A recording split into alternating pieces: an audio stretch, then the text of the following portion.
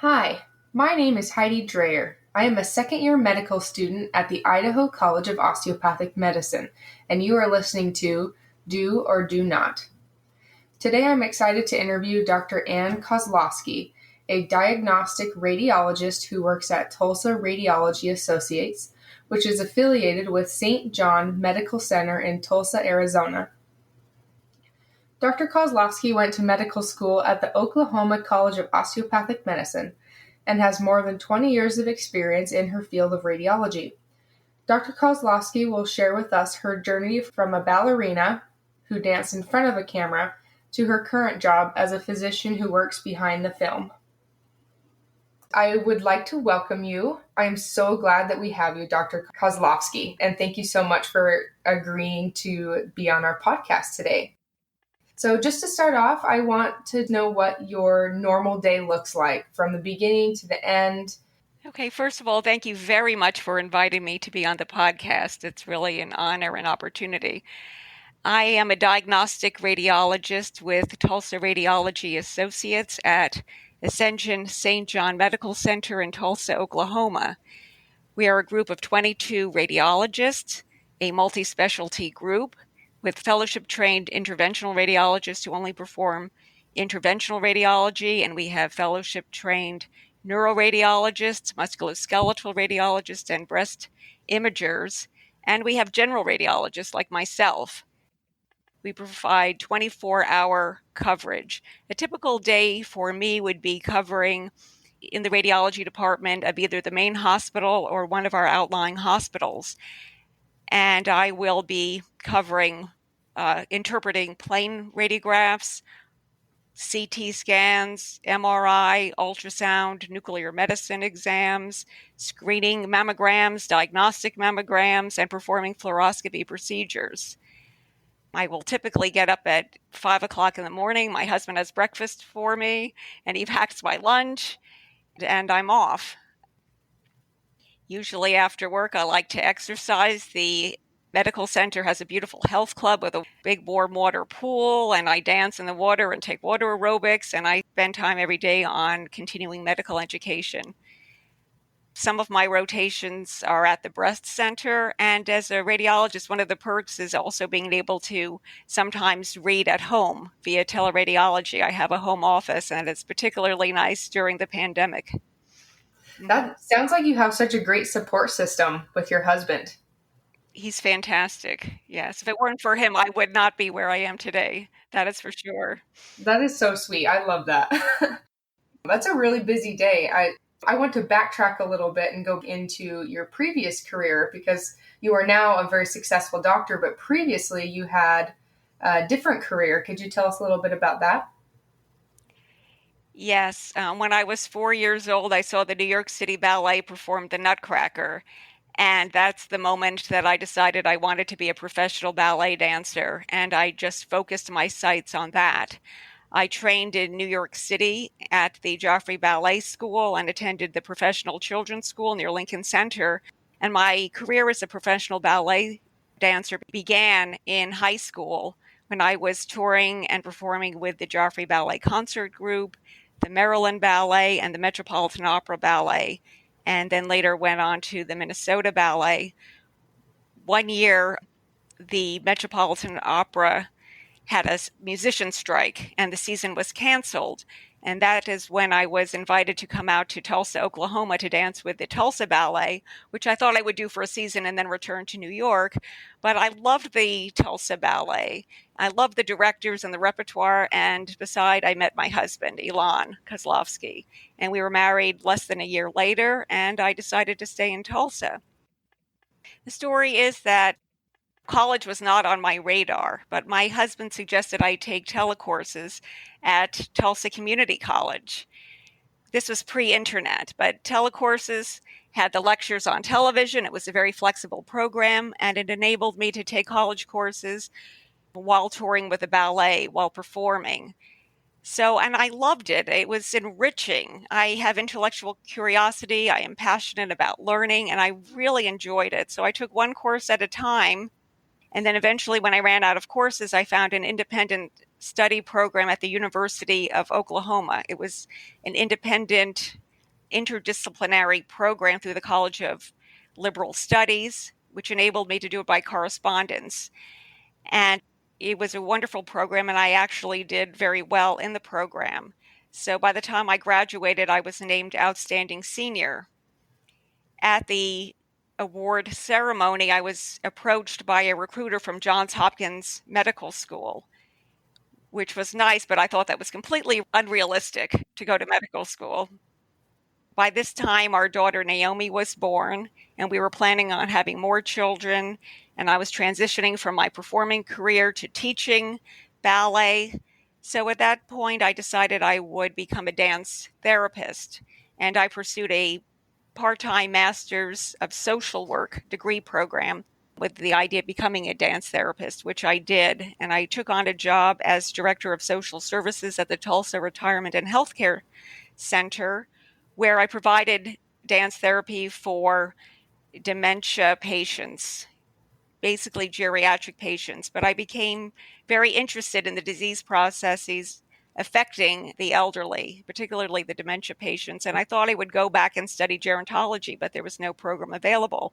So it was my husband who, unbeknownst to me, met with a recruiter at the Oklahoma State University College of Osteopathic Medicine, which happened to be right near our home, met with a recruiter to see if they would be interested in a student like me. And he learned that they actually prefer older students. I mean, they like older students with a varied background who have had previous careers, and they encouraged me to go back and do pre-med courses and then apply. And Elon told me that if I chose that path, he would support me even more and help more with the children. By this time, we had 2 children. Our son Oren was born. And I did that. I went back and I started medical school, and I loved it. It's kind of crazy how just one thing led to another. You said that you still did some dance aerobic. Well, I'm so passionate about ballet, and I was teaching ballet all through medical school and residency. And then I also began, once I graduated, I began volunteering backstage with the dancers performing osteopathic manipulation. And I've just been very involved with the arts community. I no longer dance, but I do like to dance in the water. It's easy on the joints. How do you think that your previous dance career has helped you in any way being an osteopathic physician today? Absolutely, the self-discipline, the self-motivation, the drive, perseverance, mental toughness, and stamina required for a career in dance certainly did prepare me well for a career as an osteopathic physician. And I feel that being a dancer, I became very in tune with my body, very mindful of my body. And I think that was very helpful in training in osteopathic manipulation. So, how was your experience at medical school? Medical school was a great experience. I found there were many other older students in my class. There was a culture that was much more cooperative than strictly competitive. I felt that I was being embraced in the osteopathic family. The faculty was very supportive. And in particular, I'm grateful to my anatomy professor, Dr. Gerald Kirk, who really encouraged me to pursue radiology. He was the head of the radiology club, and he really made learning radiology fun. It was like solving puzzles. And what I didn't mention before is that my father was a radiologist, an MD radiologist, and his father was an ear, nose, and throat MD, and my grandmother graduated first in her class from Johns Hopkins Medical School in 1923. So she was really a trailblazer and a real role model. She had her picture in the New York Times, and she was awarded a prestigious Rockefeller Institute fellowship. But when they found out she was married to my grandfather, they took it away. And then later on, she wanted to go back and do specialty training, but then they told her she was too old. So I just feel privileged that I was able, at a later age and as a female, to pursue a career in medicine.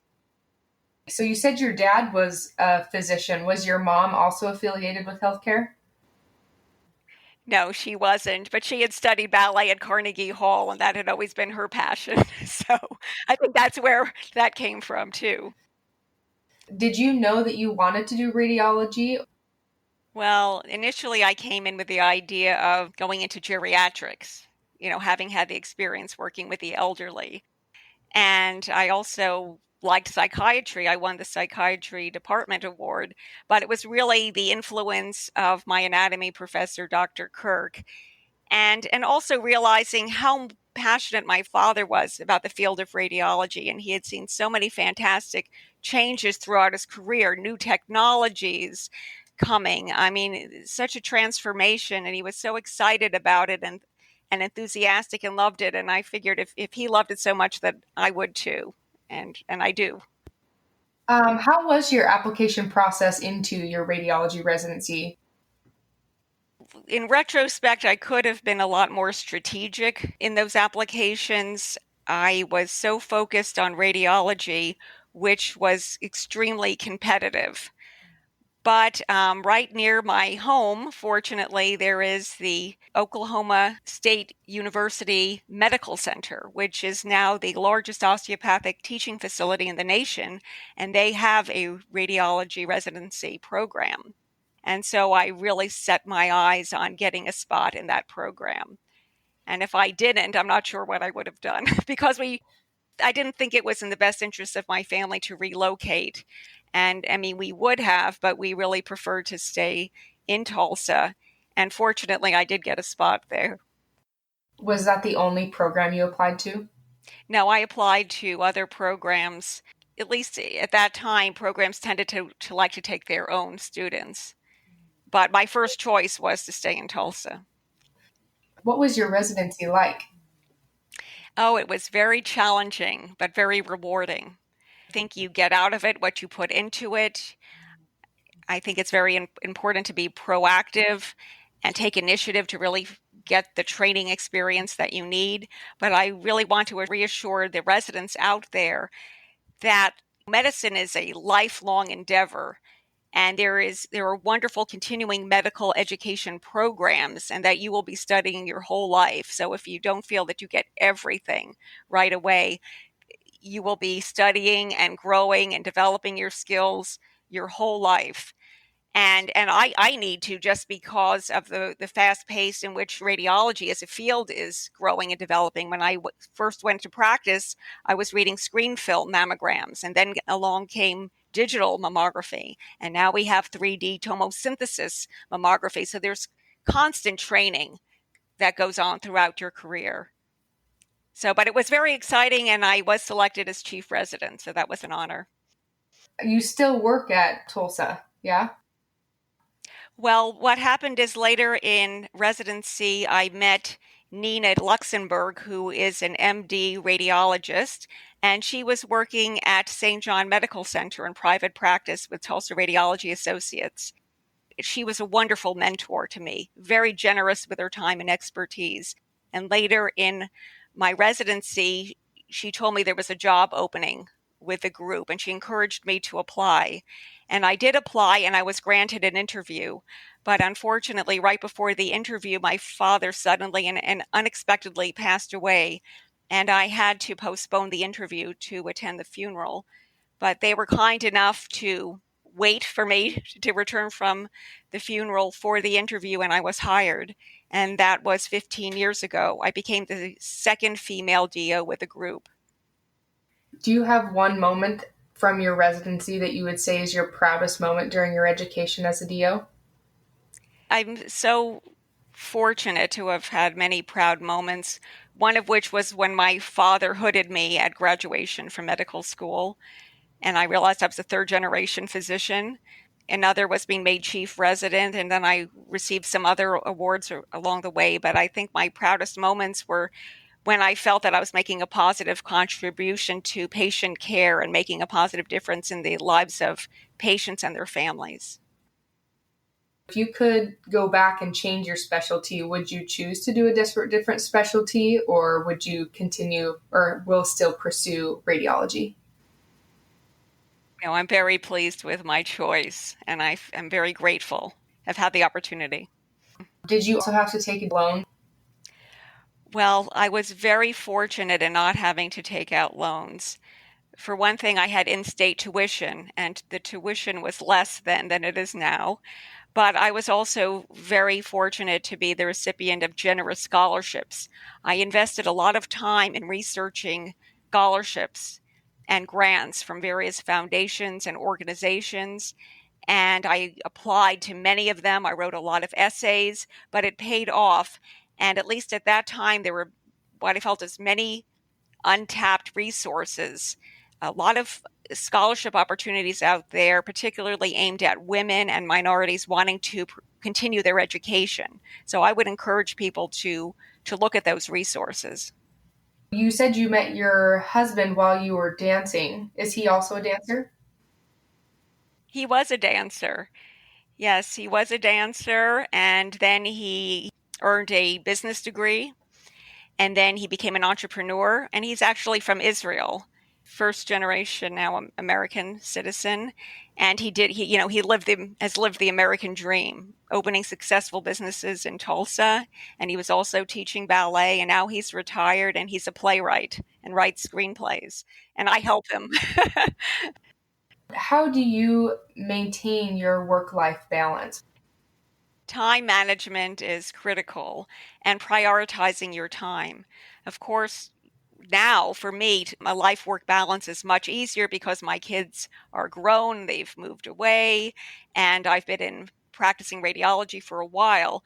But, at the time when I was in the thick of it with young children, it's challenging, but I think you have to really try to make time for adequate sleep, good nutrition, daily exercise, which is a great stress reliever, quality time with your family and connection with your support system, and try to make time every day for pleasure so you recharge your battery and don't get burned out. Something that you enjoy.